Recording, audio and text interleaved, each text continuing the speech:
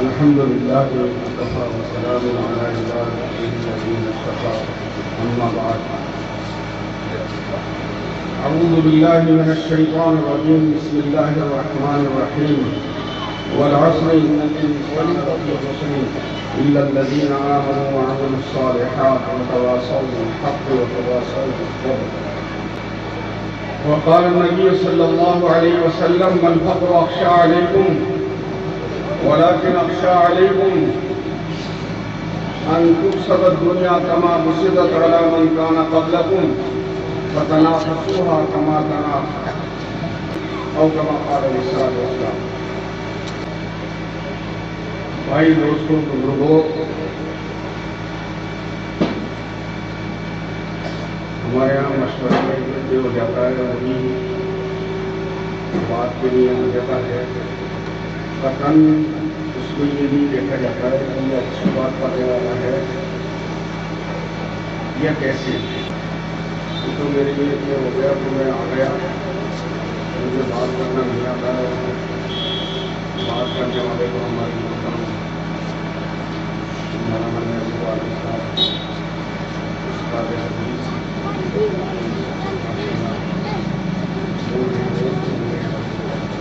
کوئی نئی چیز آتا میرے پاس نہیں ہے. میرے کو اللہ رسول کی جو بات وہ نہیں آئی ہے ان شاء اللہ تعالیٰ. میرے بھائی اور دوستوں لوگوں، اللہ پاک نے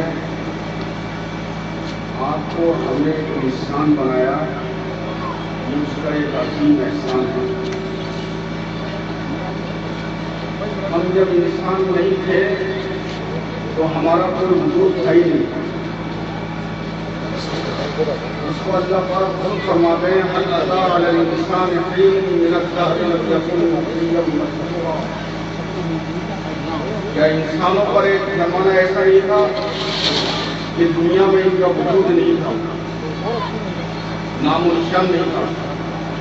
اللہ نے اپنے فضل و کرم سے آپ کو ہمیں انسان بنایا، اور انسان بنا کر اللہ نے بہت بڑا کرم اور احسان کیا کہ ایمان کی دولت سے مالا مال فرمایا. یہ اللہ پاک کی سب سے بڑی نعمت ہے. جس انسان کو ایمان مل جائے یہ اللہ کی بڑی نعمت ہے. جس انسان میں ایمان نہیں وہ انسان شکل میں تو انسان ہو سکتا ہے وہ، لیکن وہ جانوروں سے زیادہ بدتر ہے. وہ انسان ہی کیا جس کے دل میں ایمان نہیں ہو، مومن نہیں ہو. اس لیے سب سے عظیم نعمت اس انسان کے لیے اور سب سے بڑے فخر کی چیز اس انسان کے لیے اور سب سے بڑی عزت اور شرافت کی چیز اس انسان کے لیے اس انسان کا ایمان والا ہونا ہے.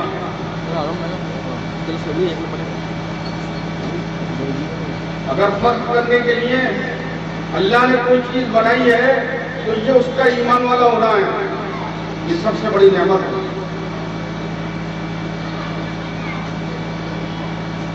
دوسرا بڑا اللہ پاک نے احسان یہ کیا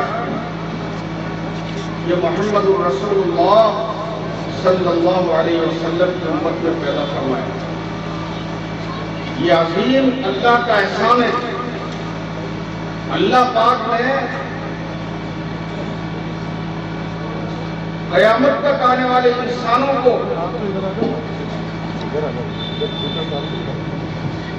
ایک عظیم نعمت کی ہے بطور ہدیہ. اس امت کو وہ ایسی عظیم نعمت ہے کہ جو تمام انسان اور تمام مخلوقات سے زیادہ دین کی نعمت ہے. وہ اللہ کی جنت اور اللہ کی جنت میں جتنی نعمتیں ہیں ان سب سے زیادہ دین کی نعمت. اللہ کے تمام فرشتوں سے زیادہ دین کی نعمت اللہ پاک کے عرش اور کرسی اس سے زیادہ قیمتی، تمام جانداروں کی آنکھوں کی روشنی سے زیادہ قیمتی اللہ نے جو اس امت کو نعمت دی ہے وہ جناب رسول اللہ صلی اللہ علیہ وسلم کی ذات گرامی ہے۔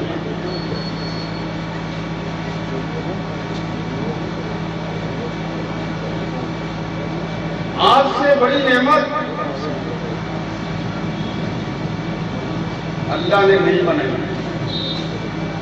اس لیے آپ اللہ کے سب سے زیادہ محبوب ہیں، کیونکہ سب سے زیادہ قیمتی ہیں، اس لیے سب سے زیادہ محبوب ہیں۔ اس لیے جب آپ دنیا میں تشریف لے کر آئے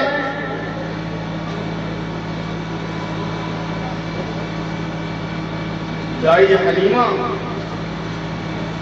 آپ کو دیکھ کر کہنے لگی، آپ صلی اللہ علیہ وسلم کی والدہ آمنہ سے، میں بہت گاؤں میں گئی لیکن میں نے ایسا خوبصورت بچہ تو دیکھا ہی نہیں۔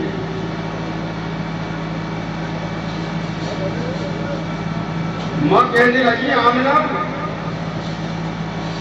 رضی اللہ تعالیٰ عنہ کہ تم گاؤں کی بات کر رہی ہے،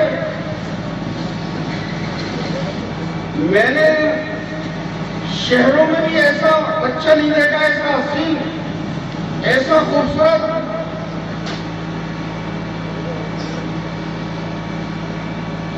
پیدائش کے وقت میں کوئی درد نہیں، جیسے آپ ماں کے پیٹ سے پیدا ہوئے سجدے میں تھے، آپ دنیا میں آپ نہیں۔ آپ علیہ السلام کے سجدے کی وجہ سے سارے ستارے اور آسمان کا چاند یہ سب بالکل زمین کے قریب ہو گئے اور وہ سب ڈوب گئے۔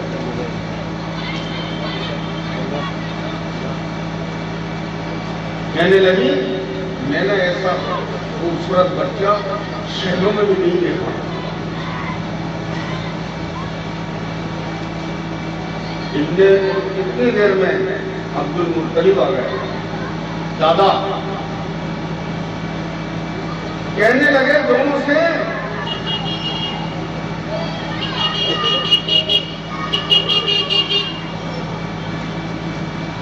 دائی حلیمہ سے اور آپ صلی اللہ علیہ وسلم کی والدہ آمنہ سے کہ تم گاؤں کی اور شہروں کی بات کر رہی ہو، میں تو دنیا میں ملکوں میں پھرا ہوں، میں نے ملکوں میں ایسا بچہ نہیں دیکھا، ایسا حسین۔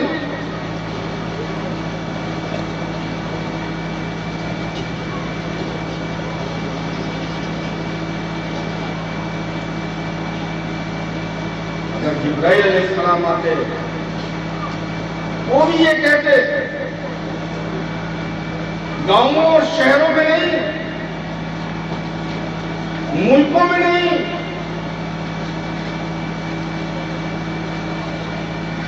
اللہ نے آدم علیہ السلام سے لے کر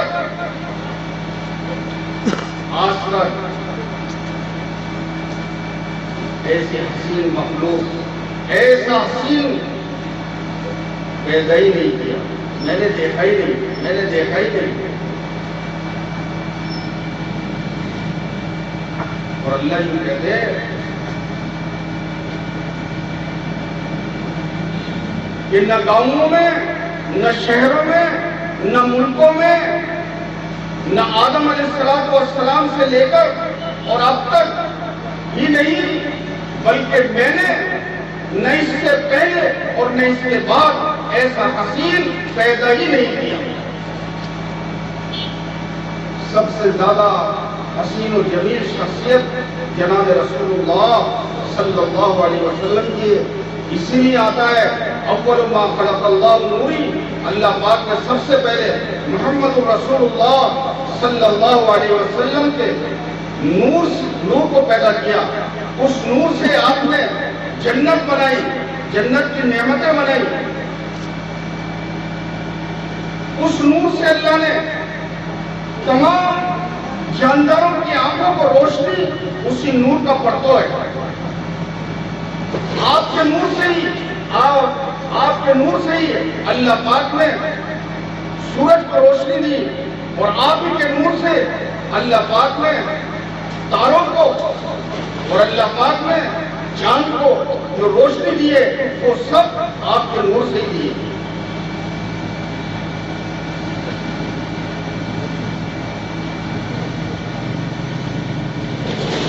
کیونکہ آپ کا نور اصل ہے. اس لیے روایتوں میں اور تاریخ کی کتابوں میں آتا ہے جب جناب رسول اللہ صلی اللہ علیہ وسلم تیز دھوپ کے اندر باہر نکلتے تھے، سورج کی روشنی مان پڑ جاتی تھی اور بادل آ جایا کرا کرتے تھے، اور صحابہ یہ پہچان لیا کرتے تھے کہ محمد رسول اللہ صلی اللہ علیہ وسلم کس طرف تشریف لے کر گئے. جیسے 1000 واٹ کا گولا اگر جلا دیا جائے سورج کے سامنے اس کی کوئی حقیقت نہیں ہے. 1000 واٹ کی 5000 واٹ کے گولے سینکڑوں بھی جلا دیے جائیں تو سورج کے سامنے اس کی کوئی حیثیت نہیں ہے. ایسے ہی جناب رسول اللہ صلی اللہ علیہ وسلم کے نور کے سامنے، آپ کے نورانی چہرے کے سامنے سورج بے نور ہو جاتا تھا، اس کی کوئی حقیقت نہیں تھی، کیونکہ آپ کا نور اصلی تھا.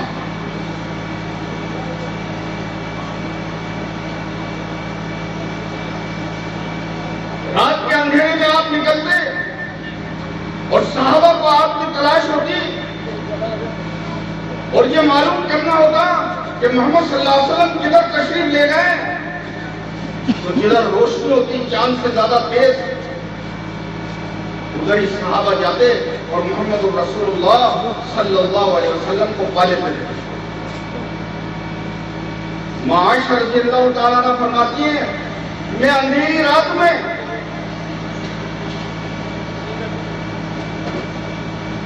چھوٹے سے کمرے میں آپ کے چہرے کے نور سے میں سوئی میں تازہ کلوریاں کرا کرتی تھی. عائشہ رضی اللہ تعالیٰ عنہ.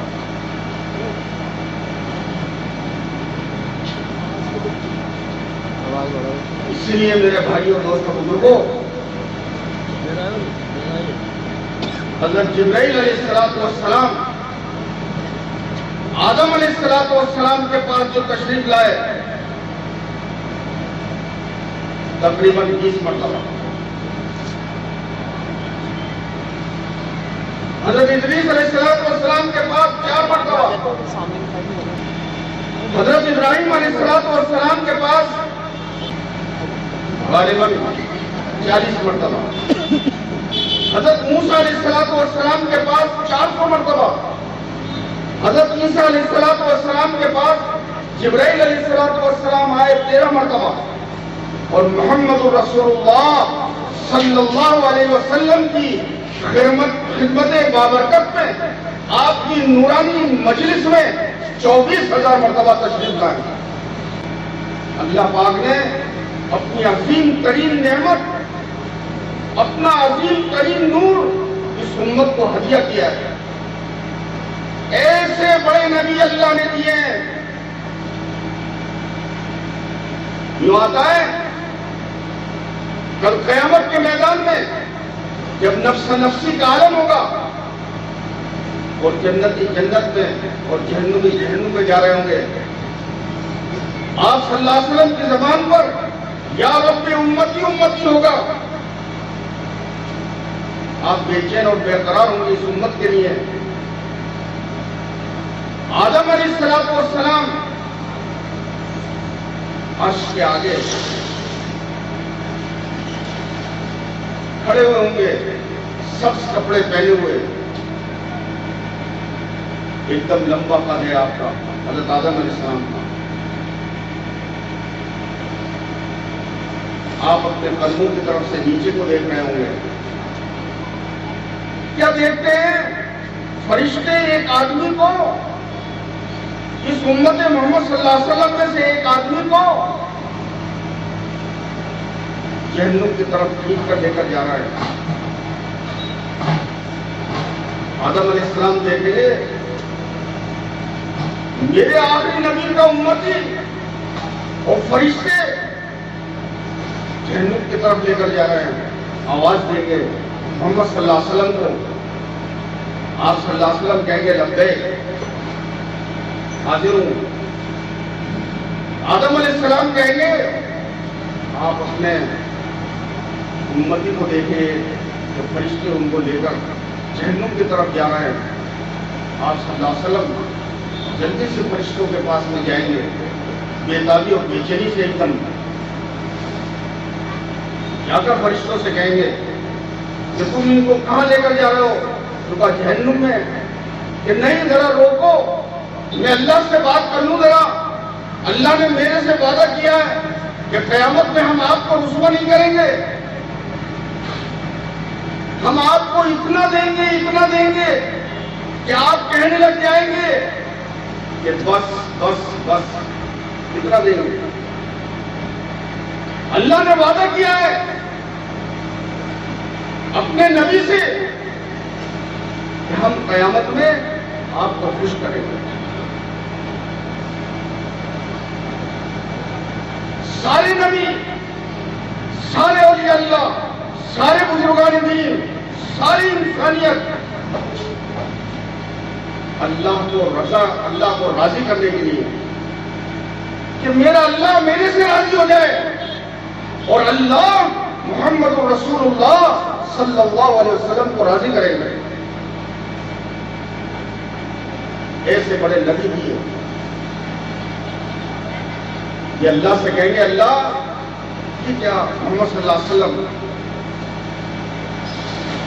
اللہ پاک فوراً فرشتوں سے کہیں گے ان کو بجائے اس آدمی کو جہنم میں لے جانے کے بجائے اس آدمی کو واپس جہاں سے لائے ہو وہاں پر ہی چھوڑ دو۔ اس آدمی کو لے کر گئے تھے میزان کے پاس سے، وہاں فرشتے چھوڑ دے دے، دوبارہ نامہ اعمال تولے جائیں گے کیونکہ اس وقت میں نیکی کا پلڑا ہلکا تھا، برائیوں کا پلڑا بھاری تھا، اس میں جہنم کا فیصلہ تھا۔ پھر نامہ اعمال تولیں گے دوبارہ،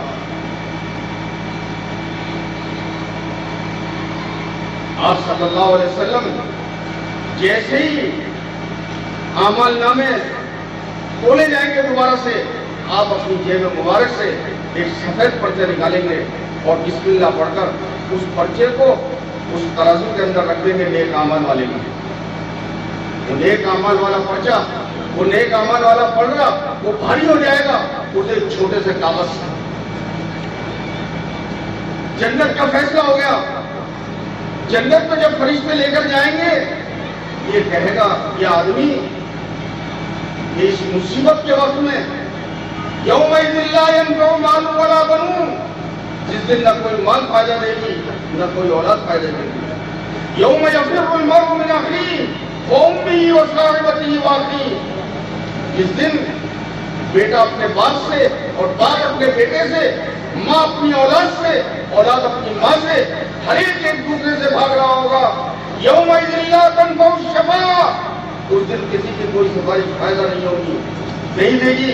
جس دن نفسا نفسی کا عالم ہوگا، وہ انسان کہے گا ایسے سخت وقت میں وہ کون ہستی تھی، ذرا میرے کو ان سے تو بات تو کر لیں دو کہ وہ کون تھے۔ فرشتے محمد صلی اللہ علیہ وسلم کے پاس لے جائیں گے، وہ پوچھیں گے، وہ پوچھے گا آپ کون؟ کہ میں تیرا آخری نبی محمد رسول اللہ صلی اللہ علیہ وسلم، تو نے میرے پر دنیا میں ایک مرتبہ درود بھیجا تھا، اس درود کے بدلے کو میں نے آج چکا دیا۔ ایک مرتبہ درود پاک پڑھنے کا میزان عدل بھاری ہو گیا۔ اللہ نے ایسے بڑے نبی کیے، اللہ پاک نے ایک فرشتہ بنا رکھا ہے، وہ فرشتہ، اس فرشتے کے دونوں پیر ساتوں زمینوں کے نیچے ہے اور اس کا سر عرش الہی سے ہے۔ اس کے دو بازو ہیں، ایک مشرق میں کھلتا ہے، ایک مغرب میں کھلتا ہے. اس کے پروں کی تعداد اتنی ہے جتنی اللہ پاک قیامت تک مخلوق بنائے گا. جب کوئی مسلمان محمد رسول اللہ صلی اللہ علیہ وسلم پر درود پڑھتا ہے، وہ فرشتہ عرش الہی سے ہٹتا ہے اور بحر نور میں غوطہ لگاتا ہے، اور وہاں بحر نور سے نکل کر وہ اپنے پروں کو پھڑپڑاتا ہے. اس سے جتنے قطرے زمین کے اوپر گرتے ہیں یا جتنے قطرے اس کے پروں سے جو قطرے گرتے ہیں، ان تمام قطروں سے اللہ پاک فرشتے بناتے ہیں، اور وہ تمام فرشتے اس ایک مرتبہ درود پاک پڑھنے والے کے لیے قیامت تک دعائیں مغفرت کرتے رہتے ہیں. میرے بھائیوں، دوستوں، بزرگوں، مجھے بات لمبی نہیں کرنی ہے. اللہ نے اتنے بڑے نبی دیے، جس کام کے لیے آپ آئے ہوں گے وہ کام کتنا بڑا ہوگا. چھوٹے آدمی کا چھوٹا کام، بڑے آدمی کا بڑا کام، سب ان کا کام بڑا ہے. کیوں؟ کہ یہ بڑے ہیں.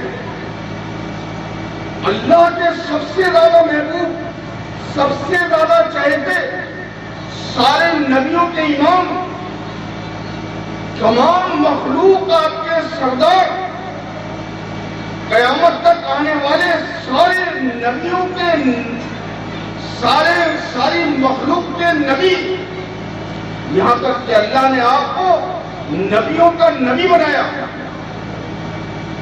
ایسے بڑے نبی کو اللہ پاک نے دنیا میں کائے کے لیے بھیجا؟ کس کام کے لیے بھیجا؟ وہ کام کتنا بڑا ہوگا؟ اس کام کے لیے بھیجا تو قرآن میں اللہ فرماتے ہیں،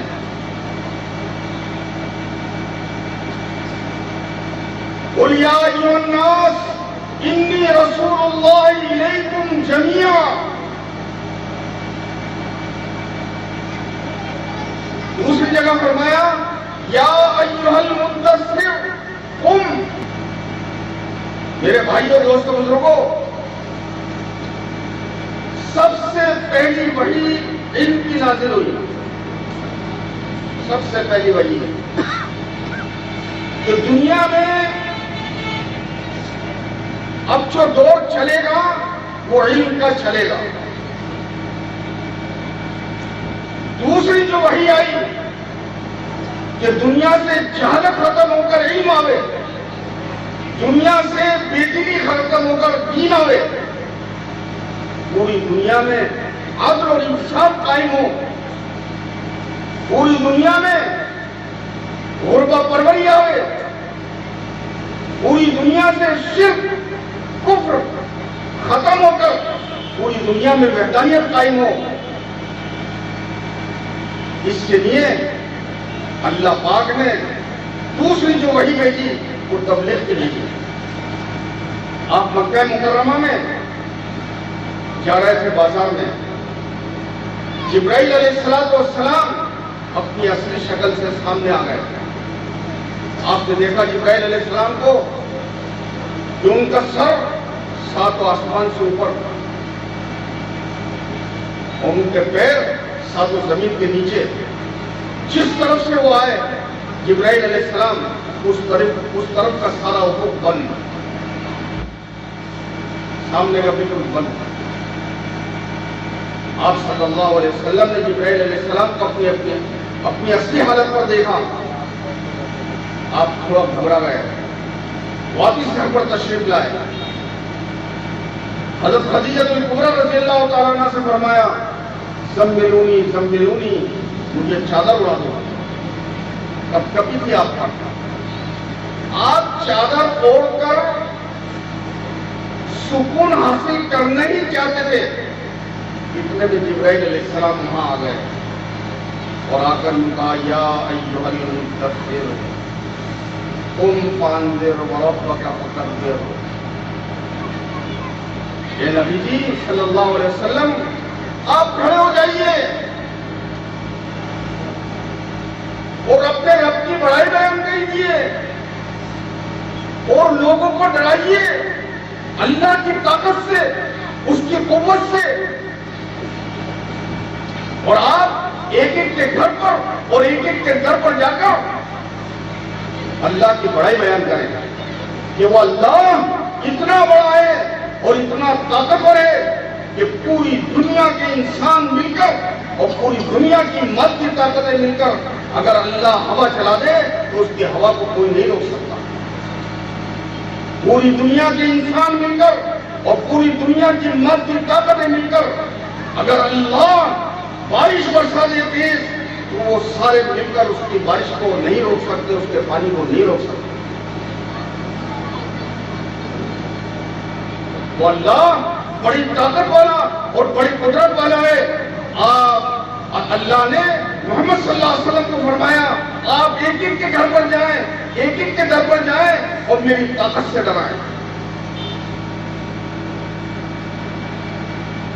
اور میری قوت سے ڈرائیں.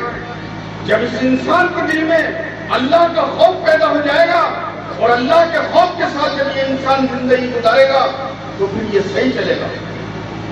اور اگر اس کے دل میں اللہ کا خوف نہیں ہوگا تو پھر اس کی زندگی لاوالی کی رہے گی. یہ دنیا میں جو چاہے گا وہ کرے گا. اس لیے جناب رسول اللہ صلی اللہ علیہ وسلم نے ایک ایک کے گھر پر، ایک ایک کے در پر، ایک ایک کی دکان میں، بازاروں میں، گلیوں میں جا کر ایک ایک کی ٹھوڑیوں میں ہاتھ ڈال کر ایمان کی دعوت کی، اللہ کی بڑائی کی، اللہ کی طاقت کی، اس کی قوت کی. مکہ مکرمہ میں سردی ہے، بجلی کڑک رہی ہے، بادل گرج رہے ہیں، تیز بارش ہے، آدھی رات سے زیادہ کا حصہ گزر گیا. کوئی مکے کی سڑک اور گلیوں میں کوئی آدمی چل نہیں سکتا کیونکہ آدھی رات گزر چکی ہے. سب لوگ سوئے ہوئے ہیں. آپ صلی اللہ علیہ وسلم ابو جہل کے مکان پر تشریف لے گئے اور جا کے کنڈا بجایا اور اس ابو جہل کے اور اس کے بچوں کی آنکھ کھل گئی. کہنے لگا اپنے بچوں سے اس اندھیری رات میں، اس برستے ہوئے پانی میں، اس گرجتے ہوئے بادلوں کی گرج میں، بجلی کی چمک میں ضرور کوئی ضرورت مند آیا ہے اور لات اور عزا کی قسم کھا کر کہنے لگا میں ضرور اس کی ضرورت کو پورا کروں گا. کوئی مجبور اور معذور آدمی آیا ہے، اس کو ضرور کھینچ کر لائیے.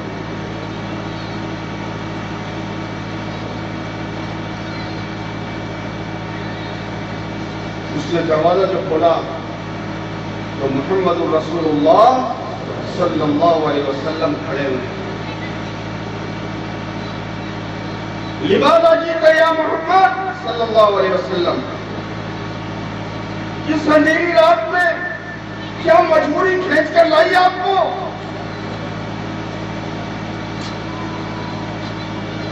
کھانے کو چاہیے، پینے کو چاہیے، پہننے کو چاہیے، ملک کی سرداری چاہیے، مال چاہیے.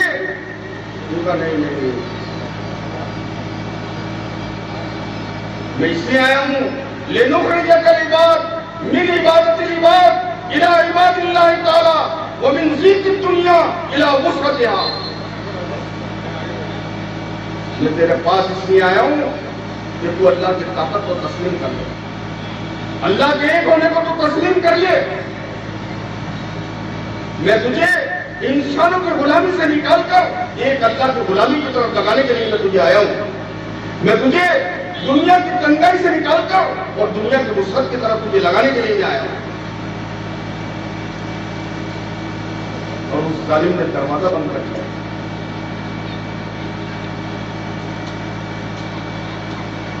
سب گرمی ہے، مکے کی سڑک پر کوئی آدمی نہیں چل رہا. حج کا زمانہ ہے. عروہ ابن زبیر رضی اللہ تعالیٰ عنہ اونٹ کے اوپر باہر سے آئے, مکے سے باہر کے. حج کا زمانہ ہے. مکے میں جیسے داخل ہوئے کیا دیکھتے ہیں؟ مکہ بالکل ویران ہے, تیز گرمی ہے, شدید گرمی ہے. لوگ اپنے مکانات میں محفوظ ہیں, بند ہیں, کوئی چلت پھرت نہیں ہے. یہ جگہ کی تلاش میں کیونکہ تیز گرمی تھی, یہ اپنے اونٹ کو, اپنی سواری کو تیز چلاتے ہوئے جا رہے تھے. کیا دیکھتے ہیں اچانک کہ مکہ کی ایک سڑک پر, ایک بازار میں ایک سڑک پر چند لوگ جمع ہیں, بھیڑ جمع ہے. اور ان بھیڑ میں یہ کہتے ہیں زبیر رضی اللہ تعالیٰ عنہ میرے باپ اونٹ چلا رہے تھے, سواری چلا رہے تھے اور میں پیچھے تھا. ہم نے کیا دیکھا, اس بھیڑ میں ایک نہایت حسین و جمیل شخصیت کھڑی ہے. اس سے پہلے ایسی حسین شخصیت نہیں دیکھی. وہ لوگوں سے یوں کہہ رہے ہیں, من یاوینی من ینصرنی من یقول لا الہ الا اللہ محمد رسول اللہ. اور لوگ مٹی کے اندلے بھر بھر کر, گرم گرم مٹی کے اندلے آپ صلی اللہ علیہ وسلم پر پھینک رہے ہیں.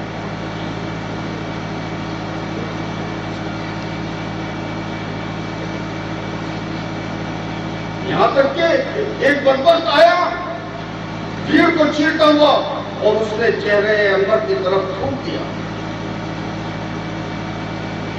بچ گیا. وہ پیچھے ہٹ نہیں تھا کہ ایک چھوٹی سی بچی جس کا گریبان آگے سے کھلا ہوا تھا, پانی کا پیالہ ہاتھ میں, اور بھیڑ کو چیرتی ہوئی داخل ہوئی, روتی ہوئی. آپ صلی اللہ علیہ وسلم نے اس سے پانی پیا, اس پیالے میں سے, اور اپنے چہرے انور کو کھویا. بیٹی کو تسلی دی, گلے لگایا. سب سے بڑی بیٹی تھی حضرت زینب رضی اللہ تعالیٰ عنہ, اور جو کہا لا یبقى بیت وبر ولا مدر الا اکرم اللہ علیہ الاسلام بعز عزیز وبذل ذلیل. میری بیٹی, اللہ تیرے باپ کی بات کو پوری دنیا کے کچے اور پکے مکان میں چلا کر رہے گا انشاءاللہ تعالی. یہ فکر تھا, اس لیے آپ تشریف لائے. اس دعوت کی مبارک عالی محنت کے لیے اللہ نے آپ کو دنیا میں مبعوث فرمایا تاکہ دنیا کے اندر جہالت ختم ہو کر علم آوے. دنیا کے انسان ایک اللہ کو پہچان کر اور اللہ کی مان کر اور محمد صلی اللہ علیہ وسلم کے طریقے پر اپنی زندگی کو گزارنے والے بنے. اس لیے آپ تشریف لائے دنیا میں. غربت ختم ہو, ظلم ختم ہو, عدل اور انصاف دنیا میں قائم ہو. کیسا انصاف تھا 23 سالہ محنت کے نتیجے میں. حضرت عمر فاروق رضی اللہ تعالیٰ عنہ کا زمانہ ہے. ایک آدمی نے ایک زمین کسی کو بیچی, پیسے لے لیے. خریدار نے اس زمین میں اپنا ہل چلایا کھیتی کرنے کے لیے. ہل جو چلایا تو اس کے اندر سے ایک چرا نکلا جس کے اندر سونا اور چاندی بھرا ہوا تھا, دنانیر اور درہم بھرے ہوئے تھے. اس چرے میں اس نے وہ چرا نکالا اور اس چرے کو نکال کر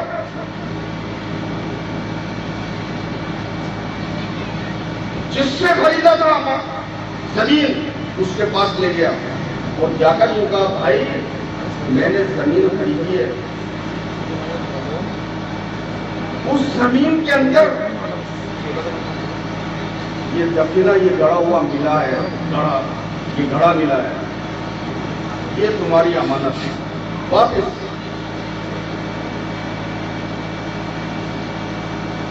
وہ بیچوال کہنے لگا میں نے زمین بیچی، اس کے اندر جو بھی کچھ ہے وہ میں نے تمہیں دے دیا، میں اس بھرے ہوئے سونے اور چاندی کے گھڑے کا میں مالک نہیں، یہ تو تمہارا ہی ہے، میرا نہیں ہے۔ وہ کہے تمہیں لینا پڑے گا، وہ کہے کہ میں لوں نہیں۔ اور آج ایسا ہو جائے تو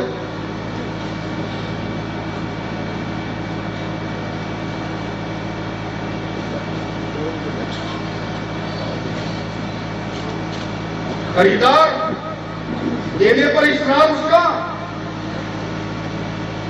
اور بیچوا یہ کہ نہیں میرا نہیں ہے، میں نے تو دے دیا آپ وہ اس کے مالک۔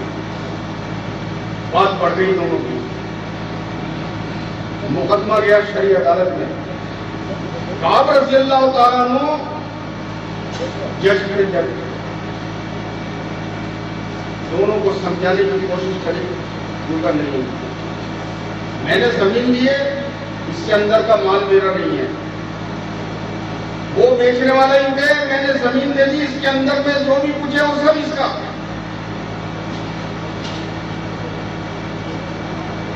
وہ دراہیم اور دنانیر کا بھرا ہوا گھڑا نہ بیچوال لینے کو تیار اور نہ خریدار تیار۔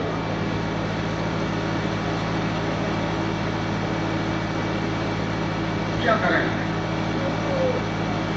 کعب رضی اللہ تعالیٰ عنہ کے دل میں اللہ نے ایک بات ڈالی، ان سے پوچھا کہ تمہارے کوئی لڑکا ہے؟ ان میں سے ایک نے کہا کہ ہاں میرا لڑکا ہے، جوان ہے۔ دوسرے سے پوچھا تمہاری لڑکی ہے؟ کہ ہاں ہے۔ جوان ہے؟ وہ کہا ہاں۔ کہ اچھا دونوں کا نکاح کر دیتے ہیں اور یہ گھڑا ان کو دے دیں گے۔ یہ انصاف، یہ دین، یہ لے کر آئے تھے جناب رسول اللہ صلی اللہ علیہ وسلم۔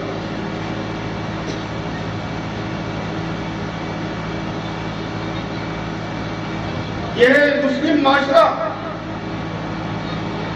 یہ مسلم معاشرہ، جناب رسول اللہ صلی اللہ علیہ وسلم نے فرمایا جو مرد اپنی بیوی کو دیکھ کر ہنستا ہے اور بیوی اس کو دیکھ کر ہنستی ہے، اللہ پاک ان دونوں کو دیکھ کر ہنستے ہیں۔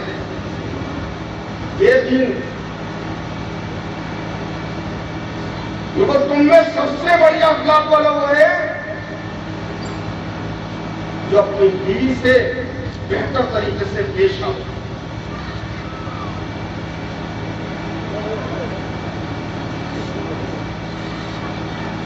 دیکھو بہترین مالدار دنیا کا کون ہے؟ دیکھو نعم الامیر علی باب الفقیر، دیکھو بہترین مالدار وہ ہے اس امت کا جو فقیر کے دروازے کے اوپر جا کے اور فقیر کی ضرورت کو پورا کرے۔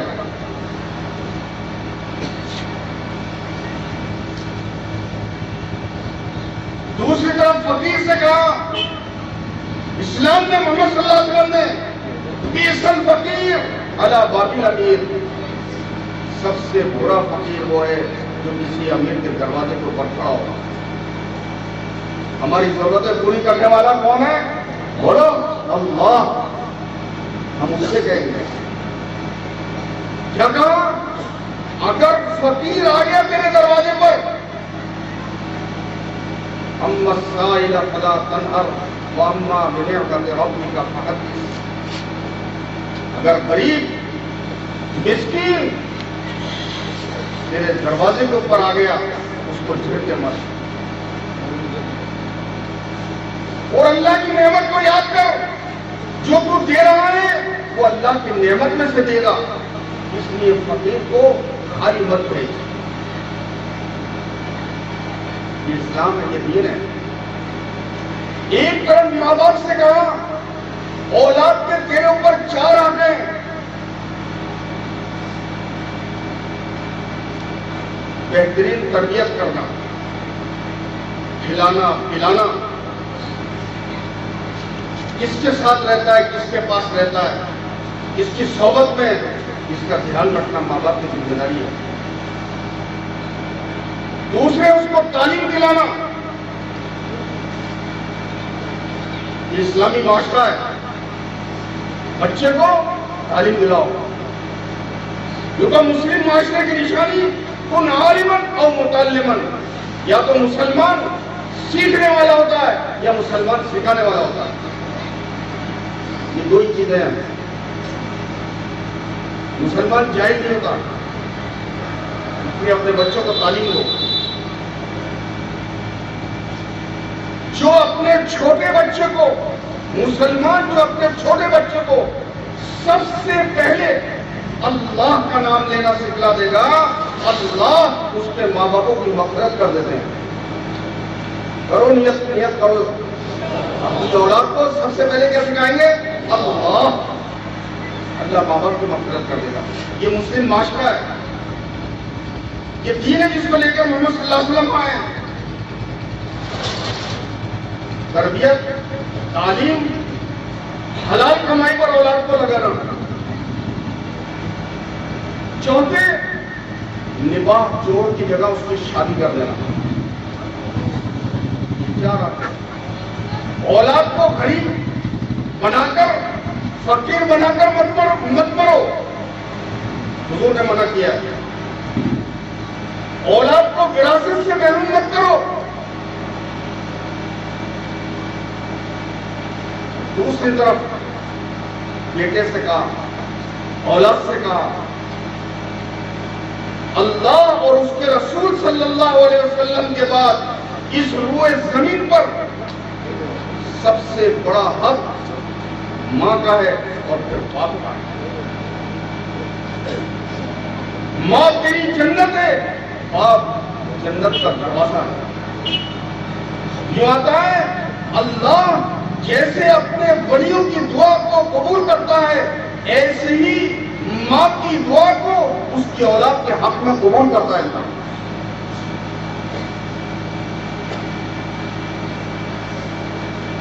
ان کو ماں باپ کے آگے مت چلو،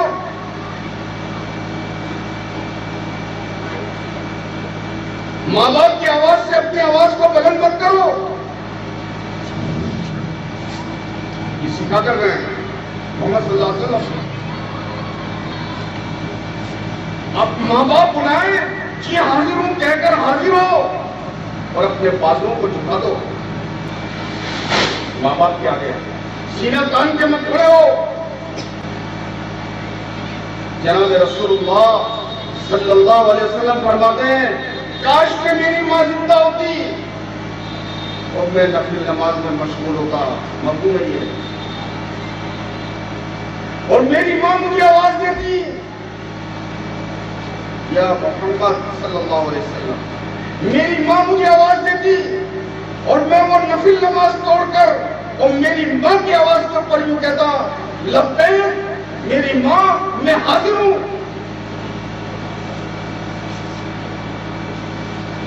یہ ماں کا حق بتایا۔ حضرت علی رضی اللہ تعالیٰ عنہ سے پوچھا امام حسین رضی اللہ تعالیٰ عنہ کے بارے میں، آپ کے وہ کیسے بیٹے ہیں؟